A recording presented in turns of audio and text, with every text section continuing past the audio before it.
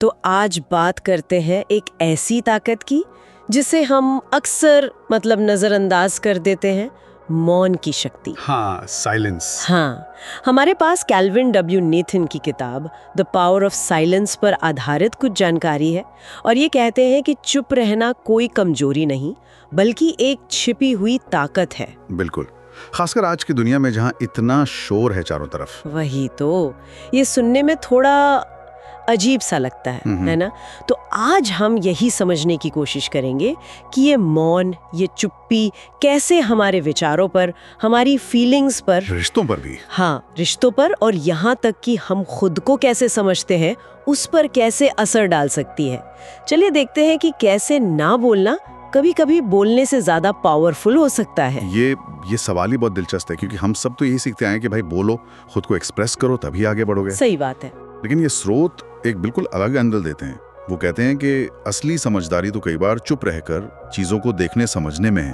मतलब जब बाहर का शोर हम कम करते हैं ना, तो अंदर की दुनिया थोड़ी साफ दिखने लगती है। कैल्विन नेथन तो इसे 3 लेवल्स पर देखते हैं। पहला तो बाहरी शांति, मतलब आसपास शोर ना हो। फिर आती है आंतरिक शांति, मतलब मन के अंदर जो खलबली मची रहती है ना विचारों की, वो शांत हो।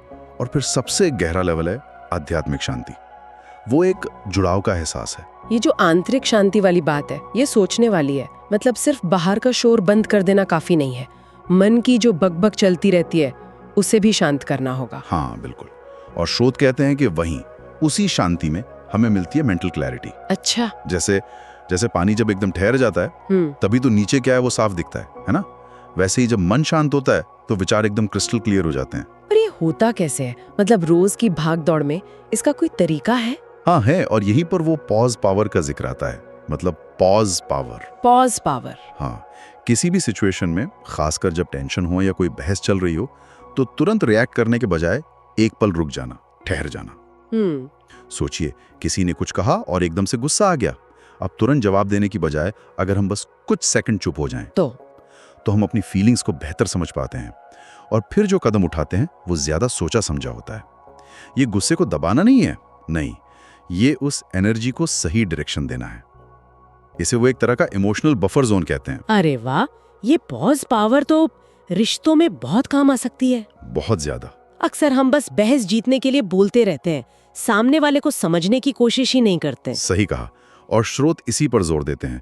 मौन हमें एक बेहतर सुनने वाला बनाता है। बेहतर श्रोता। हाँ, जब हम चुप रहकर किसी को सुनते हैं ना, तो हम सिर्फ उसके शब्द नहीं सुनते, हम उसके पीछे की भावनाएं, जो बातें वो कह नहीं पा रहा, वो भी महसूस करने लगते हैं। ये सिर्फ आवाज का ना होना नहीं है, ये गहरी अवेयरनेस है, ध्यान है। मतलब सच में सुनना। हाँ, कैल्विन इसे कहते हैं सच्चा सुनना तब होता है जब हमारा ईगो, हमारा अहंकार, वो चुप हो जाए और सहानुभूति बोलने लगे। वाह, और इसी समझ से फिर रिश्तों में विश्वास और गहराई आती होगी। बिल्कुल, लेकिन यहाँ एक और बारीक सा फर्क समझना भी जरूरी है, मौन और अकेलेपन के बीच का फर्क। हाँ, ये भी है। अक्सर लोग सोचते हैं चुप मतलब अकेले पड़ जाना। वही स्रोत यही समझाते हैं।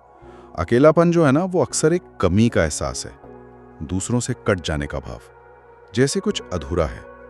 जबकि मौन, जैसा नेथन समझाते हैं, वो है अपने साथ होना, खुद से जुड़ना।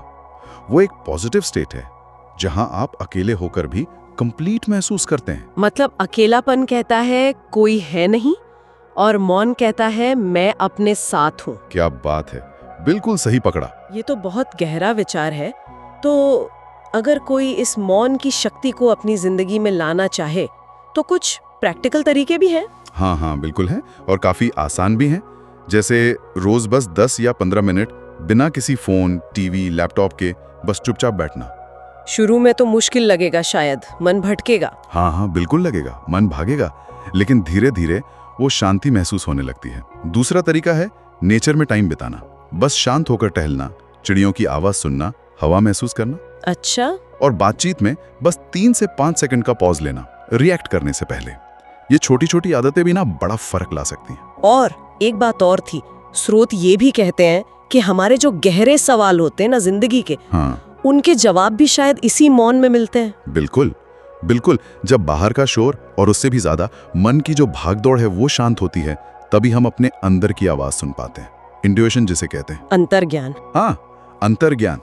स्रोत इसे ऐसे समझाते हैं कि जैसे बीज को उगने के लिए शांत मिट्टी चाहिए, सही, वैसे ही हमारे गहरे विचारों को, नए आइडियाज को, समाधानों को उभरने के लिए मौन का माहौल चाहिए। केल्विन कहते हैं आत्मा तो फुसफुसाती है, पर मन के शोर में हम सुन ही नहीं पाते। तो कुल मिलाकर इस पूरी बातचीत से यही समझ आता है कि मौन वो खालीपन या कमजोरी नहीं है, बल्कि वो क्लैरिटी, इमोशनल स्टेबिलिटी, बेहतर रिश्ते और एक गहरी समझ पाने का बहुत शक्तिशाली तरीका है। सही कहा।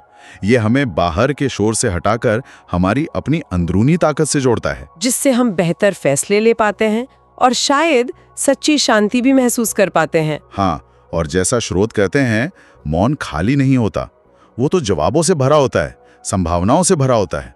ये खुद को और दुनिया को एक नए नजरिए से देखने का मौका है। और जाते जाते एक सवाल छोड़ जाते हैं, स्रोतों से ही प्रेरित है। सोचिए जरा, अगर किसी को अगले 24 घंटे पूरी तरह चुप रहना पड़े, बोलना नहीं, लिखना नहीं, इशारे नहीं, एकदम चुप। मुश्किल है। हाँ, तो क्या वो इंसान खुद के साथ, अपने अंदर उठते विचारों, भावनाओं के साथ सहज रह पाएगा? जरा सोचिएगा इस पर, क्योंकि क्या पता असली सेल्फ डिस्कवरी, खुद की खोज यहीं से शुरू होती हो।